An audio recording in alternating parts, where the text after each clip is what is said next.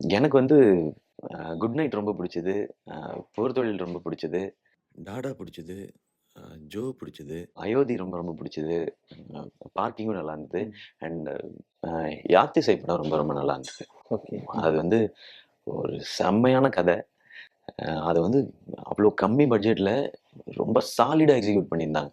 ஒரு நான் வந்து அந்த டைரக்டர்ட்டயும் ஃபோன் பண்ணி பேசினேன் நானு. அவங்க கையில மட்டும் ஒரு 50 கோடி காச குடுத்திருந்தா, அவங்களால தமிழ் சினிமாவுக்கான ஒரு பாகுபலி உருவாக்கி காட்டியிருக்க முடியும். ஏன்னா, அந்த கதையிலேயே கிளீனா இருக்கு. ம். இப்படி ஒரு கேரக்டர் கமர்ஷியலுக்கு தேவையான அத்தனையும் இருக்காது. எனக்கு அந்த மொழி ரொம்ப புரிஞ்சுக்கிறதுக்கு மட்டும் கொஞ்சம் சிரமமா இருந்தது. ம். அத அப்படியே பார்க்க வேண்டியது. பட் அவங்க அந்த படத்த பண்ணியிருந்த விதம் எனக்கு ரொம்ப ரொம்ப பிடிச்சிருந்தது. ஸோ அது இந்த விஷயத்துல இந்த படங்கள் எல்லாமே எனக்கு ரொம்ப பிடிச்சிருந்தது. ம். அதுல அந்த ஒரு படத்த இன்னும் ஜாஸ்தி அப்ரிஷியேட் பண்ணணும்னு நெனைக்கிறேன். ஏன்னா மீதி எல்லாமே அவங்களுக்கான அங்கீகாரமும், கமர்ஷியல் சக்சஸும் பெருசா கிடைச்சிருச்சு. அந்த கண்டிப்பா. டீமுக்கு கண்டிப்பா கிடைக்கும். அடுத்த படத்துல டெஃபினட்டா கிடைக்கும்னு நம்புறேன்.